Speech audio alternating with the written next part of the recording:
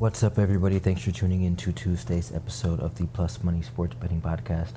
My name is Q. You can follow me across those socials at Bets by Q. And of course, this podcast is brought to you by Black Sheep Betting, where it is a dog's world.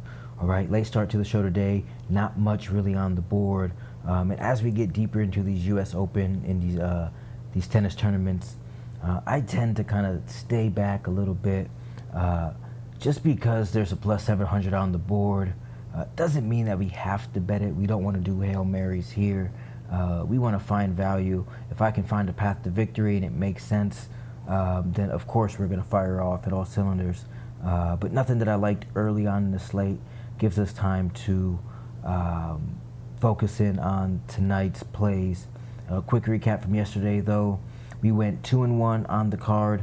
Felix Auger-Aliassime cashed against Andre Rublev for us.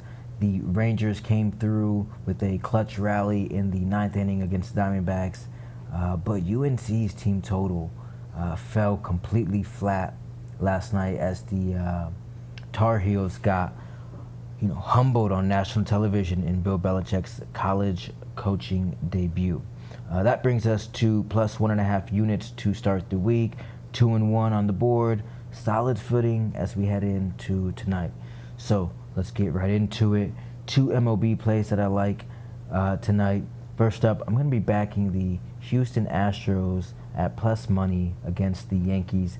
We've got a premier pitching matchup here with Max Fried for the New York Yankees against Framber Valdez for Houston. Fried has been really good all year, 14-5 with a 3.06 ERA. Ranking in the top half of the league, pretty much in every key metric out there for pitching. But Houston has had his number. They tagged him for 7 runs in a 7-1 win the last time they faced him. And this Astros lineup has had a history of giving Fried some trouble. On the other side, Valdez has been quietly able to stabilize himself after a rocky stretch the last few months. But he tossed just 7 shutout innings in his last pitching matchup against the Colorado Rockies. Over his last 18 starts, he's allowed just 4 home runs in total.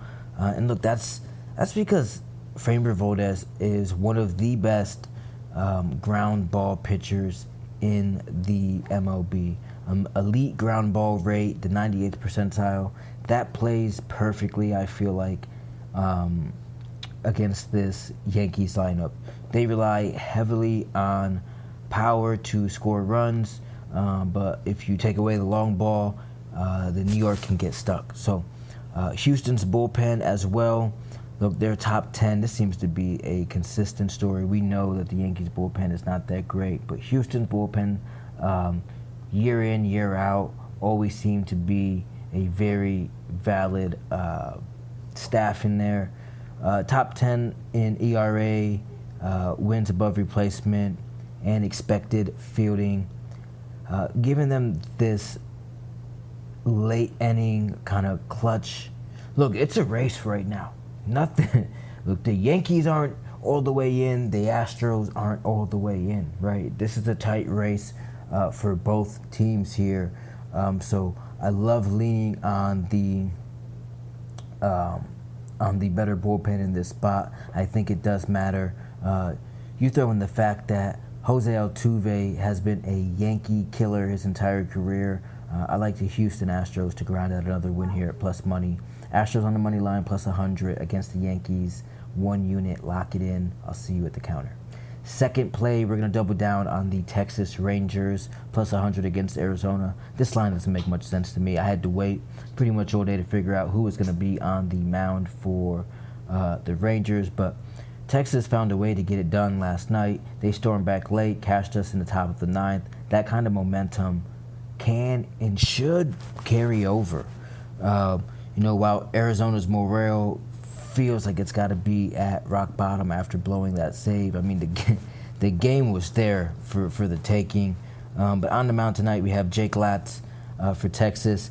He doesn't have the pedigree of some of their other arms in the lineup, but the Rangers bats, like we said yesterday, they've been picking up pitchers all week.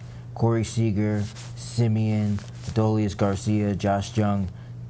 Everybody in the lineup's been producing. I think Wyatt Langford could have a very good game today.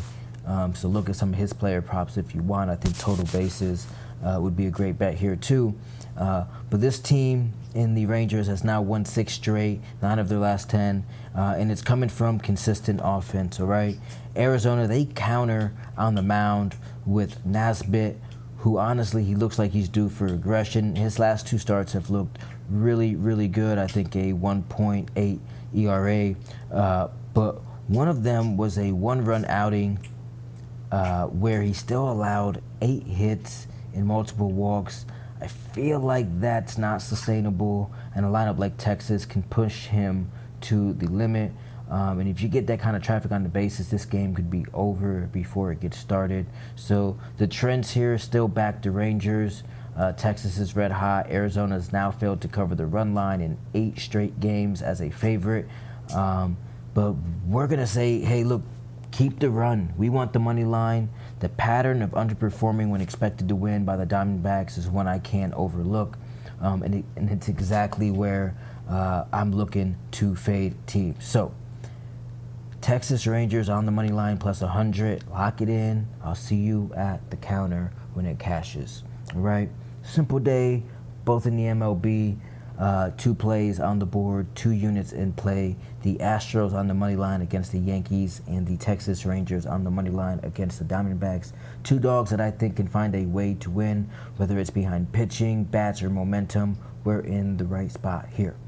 All right, 2 plays. I'll be back here on Wednesday with more plus money plays from around the sports world. As always, my name is Q from Black Sheep Betting, and I hope each and every one of you hit each and every one of your bets. Peace.